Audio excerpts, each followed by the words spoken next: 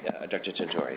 Yeah, I'm wondering, given that we're running really late and we only have 9 minutes left, one thing that I wanted to comment on was the rationale for our question with regards to discontinuation of cinacalcet. This is something that we have become fairly interested in looking at recently. We have known for a long time that this is a product with relatively large side effects, both from a patient perspective with GI side effects, nausea, vomiting, as well as not always easy to handle product given the relatively high incidence of hypoglycemia. So it's something we're looking at in our data. It is not necessarily a straightforward definition or an easy analysis, so we were kind of trying to get your input and contribution to validate what we are preliminarily seeing in this analysis.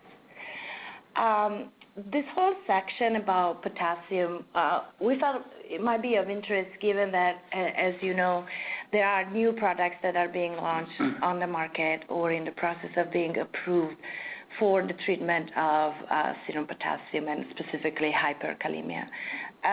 Perhaps in the interest of time, I could just focus on a part of this talk. And there was a paper that we recently published in AJKD. The first author is Angelo Caraboyes, and if you're interested, certainly please refer to that. On the DOPPS Practice Monitor, we have been reporting for the past 2 updates distribution of serum potassium in our sample. This represents the mean and the 95% comfort, or 20 and 25%, 75 and 90 percentiles, sorry. And you can see there hasn't really been much of a change over time.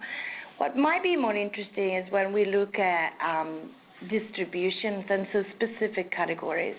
If you concentrate on the high end, the green and the gray represent patients who have a serum potassium greater than 5.5, which is not necessarily uncommon in our patients, as you can see, around 13%.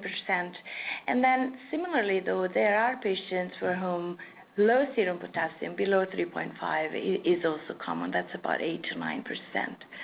Why are we interested in this is that DOPPS data and others have shown that there is a clear association between serum potassium and mortality. This is a figure from the paper that I mentioned earlier, where we look at different levels of serum potassium that are reported down here, and then these are hazard ratios, so the risk of mortality. I suggest you focus on the orange, which means this model will take into account differences in patient characteristics.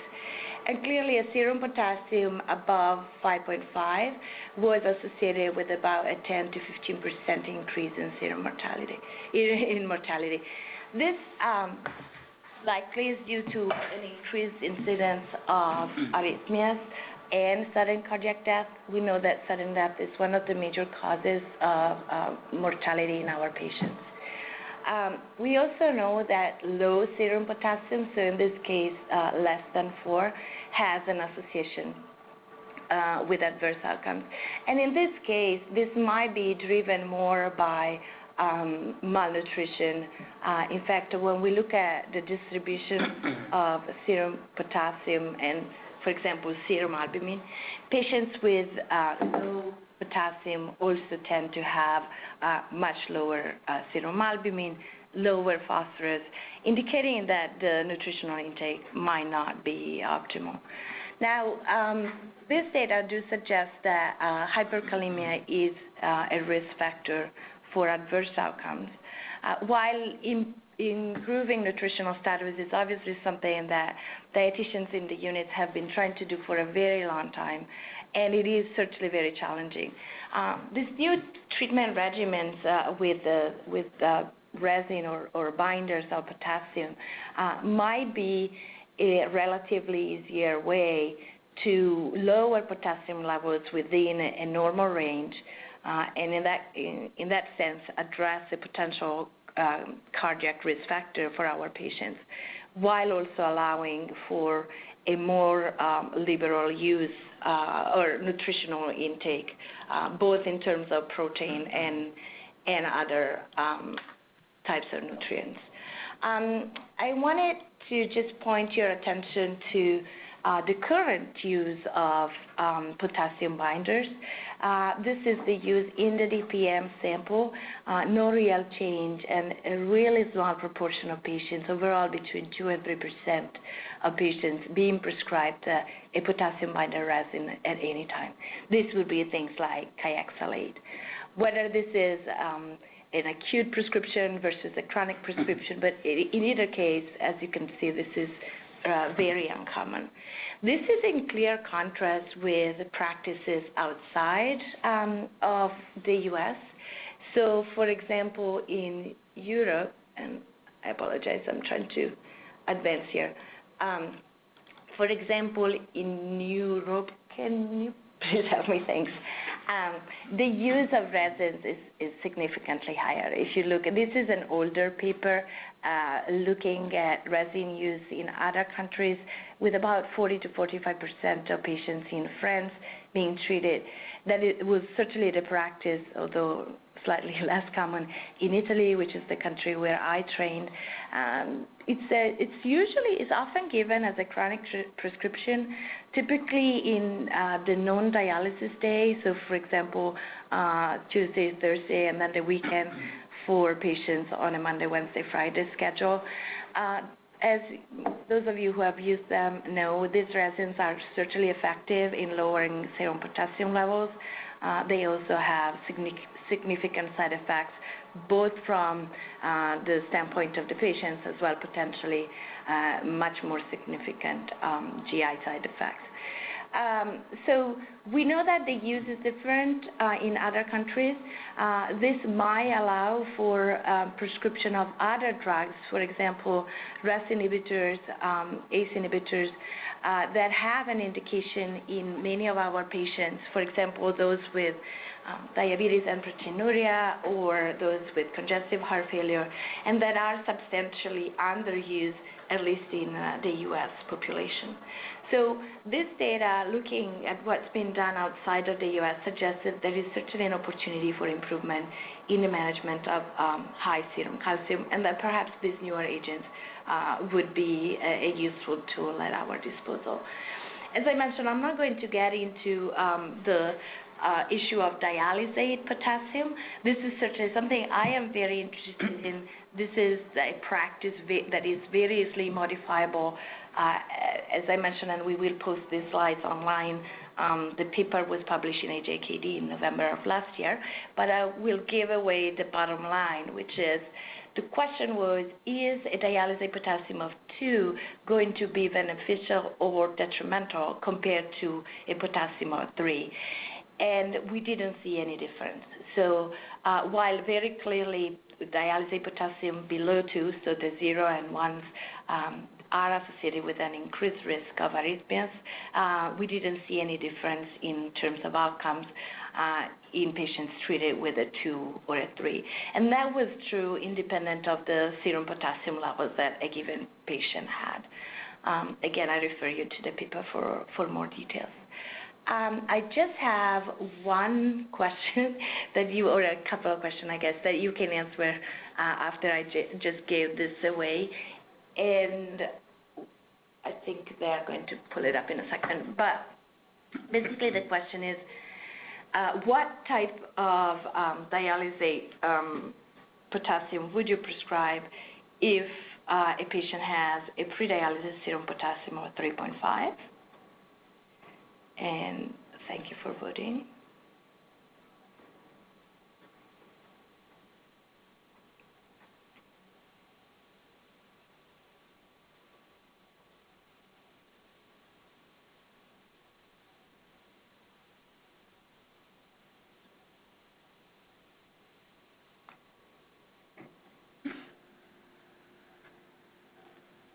Great. Just in the interest of time, maybe we'll move on to the next one, which is a similar question. What potassium, what dialysate prescribed potassium would you typically use for a patient with a serum potassium of 6.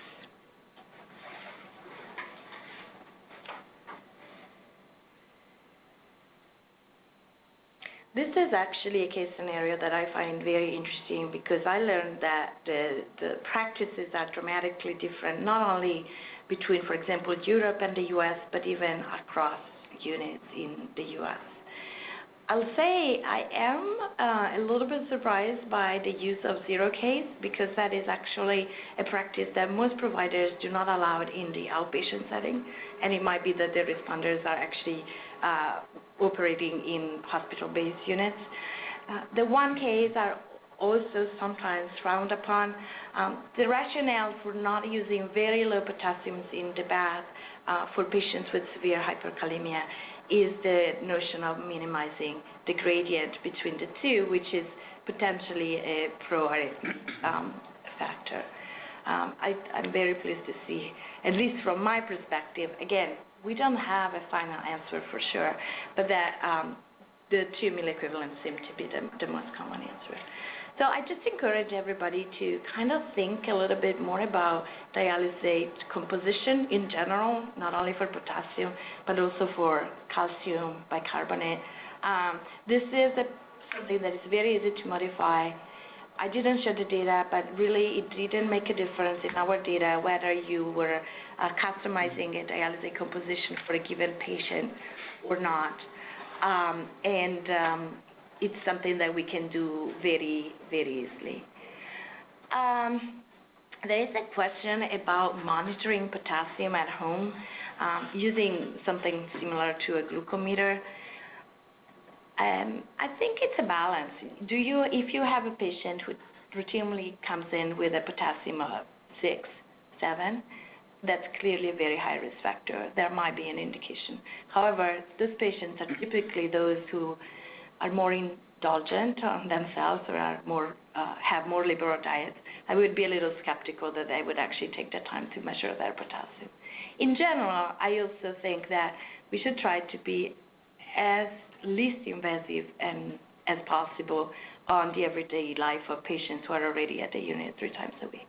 I should also mention that the dialysate composition clearly has a very direct impact on serum potassium right after dialysis, but even in our data, the correlation with potassium measured, for example, on Monday morning or even on Friday morning for somebody who dialyzed on Wednesday is very weak. So clearly what we need to work on is more nutritional intake and possibly drugs because the overall exposure to high potassium is going to happen much more in the interdialytic period as opposed to in the few hours right after dialysis.